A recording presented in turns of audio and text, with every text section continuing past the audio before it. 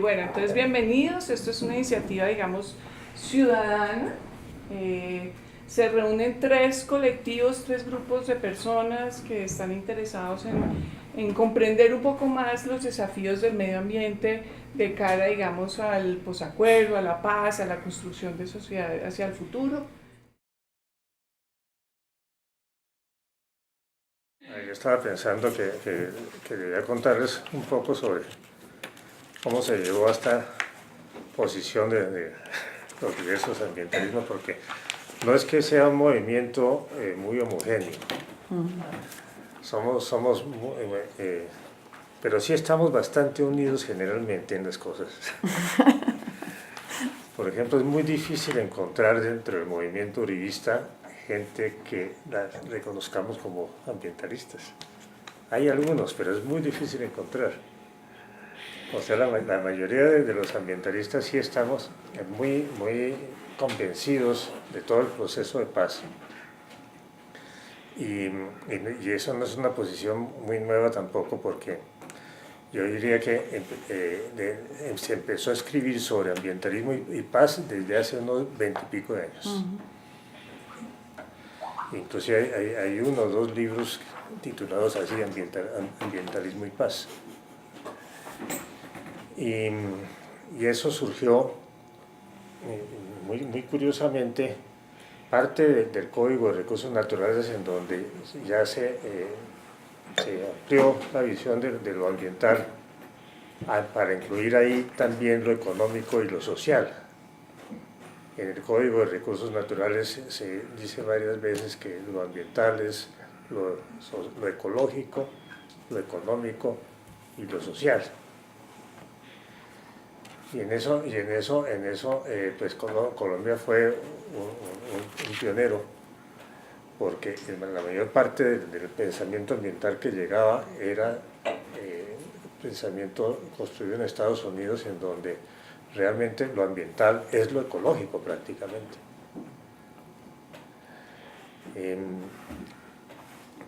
Y no fue fácil introducir naturalmente esos puntos.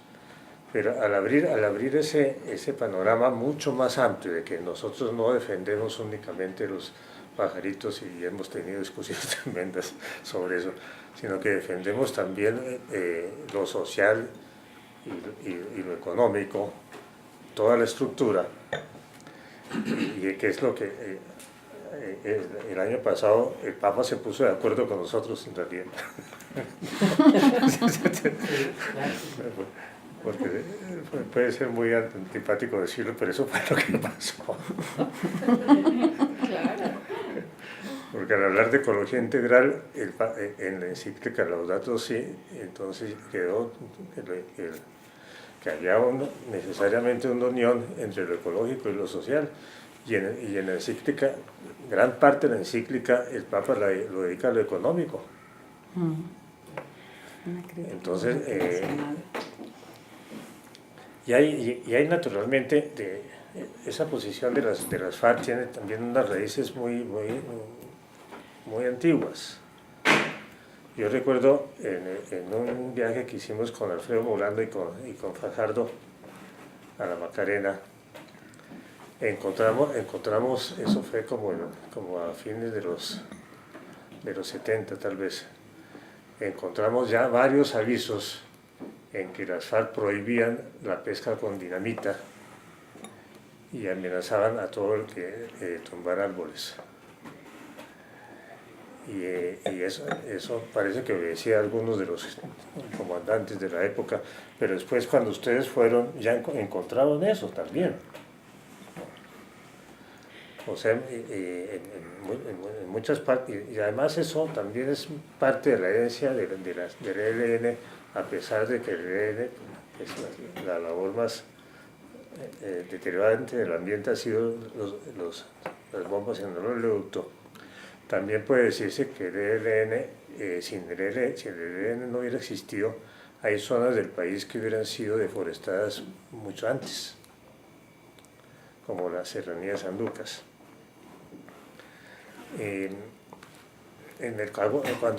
cuando estaba en las posiciones del Caguán, yo estaba en la Universidad Nacional, en el Instituto de Estudios Ambientales, y en algún momento nos llegó un recado, como llamaban, un recado de que querían que los profesores de ambiente fueran a hablar con las FARC en San Vicente. No en San Vicente, sino en el campamento que tenían. Y fuimos 3 profesores y estuvimos 2 días hablando con ellos sobre qué pensábamos nosotros que se debía hacer. Pero ellos tenían en ese momento una posición realmente mucho más futurista que la nuestra. Cada vez que nosotros decíamos alguna recomendación, decían, no, eso es cuando nos tomemos el poder que lo vamos a hacer. Más o menos lo que tú encontraste. Pero naturalmente cuando uno empieza a hablar con ellos, siempre encuentra posiciones como las que tú viste, de que hay gente que tiene una mezcla de marxismo, leninismo y ambientalismo. Una mezcla bastante inédita, porque en la Unión Soviética no ocurrió. Y que entonces entienden que si se establece un régimen socialista al estilo leninista, entonces se pueden resolver los problemas ambientales, simplemente por comando y control. Y no sé en este momento qué estará pasando al respecto, pero pienso que estamos en una oportunidad muy única de que el ambientalismo pueda aportar a un posconflicto que sea más realista. Es un punto que yo quisiera hacer énfasis, porque uno de los más aguda contradicción que encontramos cada vez que empezamos a hablar de minería, o cada vez que empezamos a hablar del petróleo, o de las ciudades, o las reservas, es que la gente nos ve únicamente una parte de nuestro interés, que es evitar que se deteriore la naturaleza no humana. No siempre nos ven como defensores de los animalitos y de las plantas. Y no ven otra parte del pensamiento ambiental que pudiera clasificarse también como tú lo clasificas. Hay un pensamiento ambiental que nace en el código, que es más o menos, se puede llamar ambientalismo complejo. Tiene que ver mucho con el pensamiento complejo.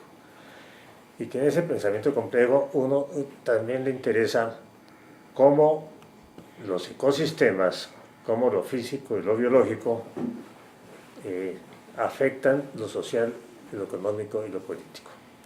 No es un determinismo geográfico.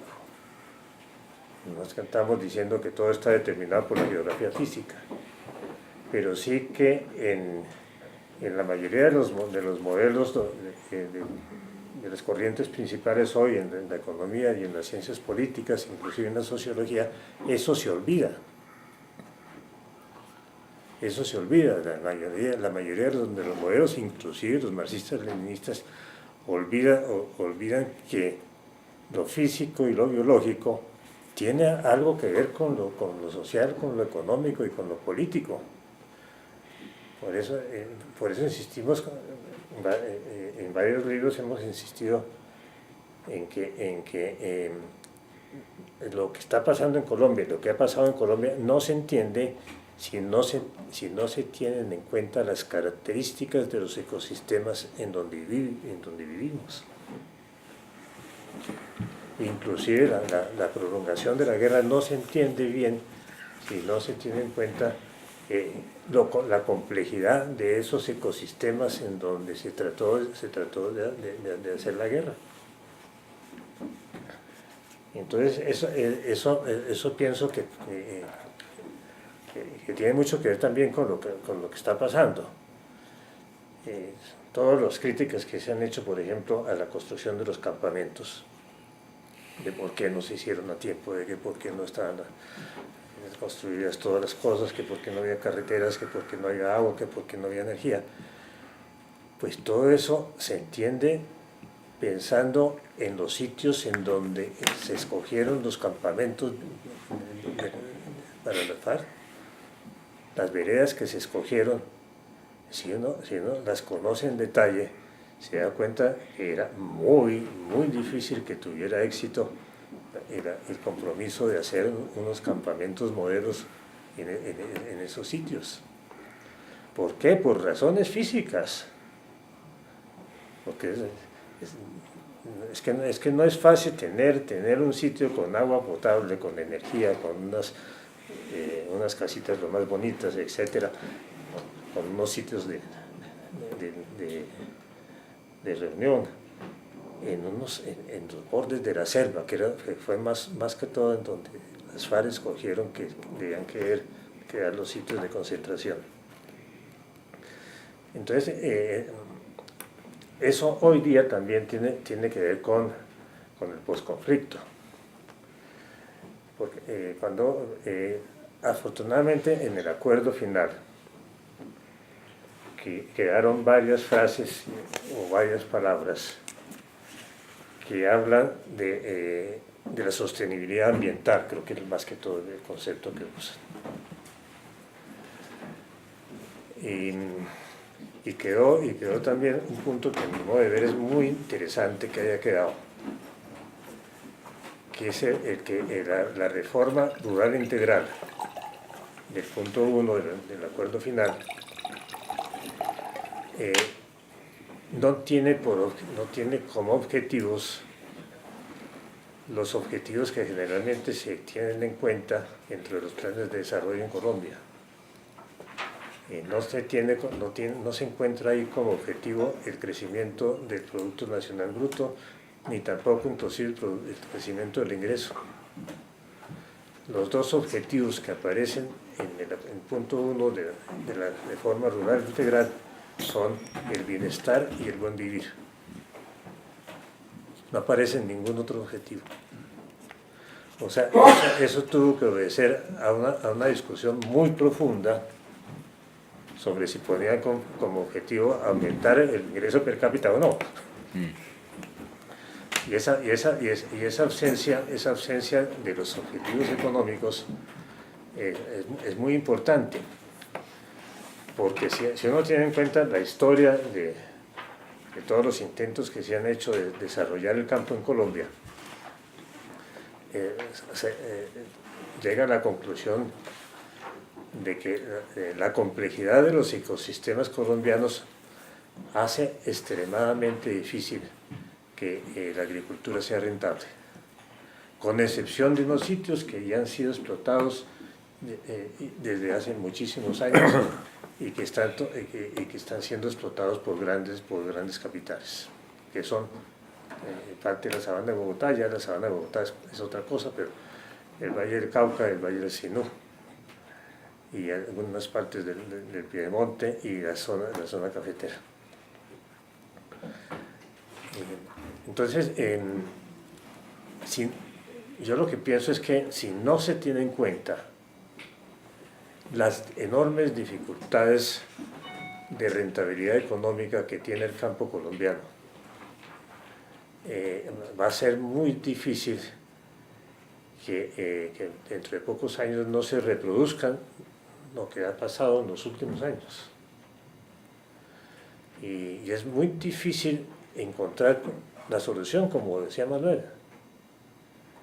La solución en el corto plazo es muy complicada, porque si uno piensa en todo lo que se ha presentado acerca de cómo se va, de los cultivos que van a reemplazar a la coca, y ve con cuidado los cultivos, ve los sitios en donde hay que empezar esos nuevos cultivos, y llega a la conclusión de que eso, pues es posible que lleguen a sembrar, pero que obtengan rendimientos de esos primeros cultivos va a ser extremadamente difícil. ¿Y qué va a pasar el año entrante cuando no puedan vender las cosas o las cosas no se hayan producido? Porque eso es muy complicado y puede que como las FARC más que todos han sido ganaderos, no hayan tenido en cuenta eso, ¿no? Porque ellos como en agricultura tampoco es que tengan mucha experiencia, ¿no? Su experiencia económica es más que todo en la ganadería. Entonces, varios de nosotros hemos estado comentando ese punto y tratando de que todos estos planes sean más realistas. Todo esto, cuando uno empieza a trabajar dentro del pensamiento complejo, llega a la conclusión de que eso, lo que quieren los pensadores complejos es que uno sea realista, que uno reconozca la complejidad de las cosas, ¿no? O sea, un poco salirse de los dogmas del neoliberalismo y también salirse de los dogmas del marxismo y tratar de tener una relación más cercana a la realidad, no solamente la realidad física y biológica, sino la realidad de los seres humanos que están viendo una enorme complejidad. Entonces,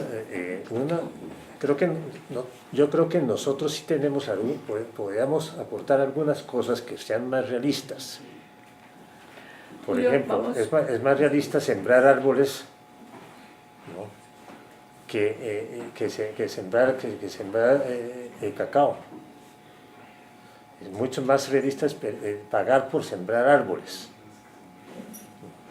porque uno no tiene que esperar a que al año siguiente tenga que tener un ingreso. No, es que le sigue uno pagando por sembrar los árboles y cuidar los árboles hasta que algo más se presenta. Y es que si no tenemos alguna solución económica en el cortísimo plazo del año entrante, las cosas pueden ser desastrosas. Antes de ayer oí a Alfredo Molano muy deprimido acerca de lo que estaba viendo en los campamentos. Y entre las cosas que contó Alfredo Molano fue que al entregar las armas se estaba perdiendo la autoridad dentro de los campamentos, y que entonces los mandos medios estaban perdiendo autoridad porque ya no existía la autoridad de las armas.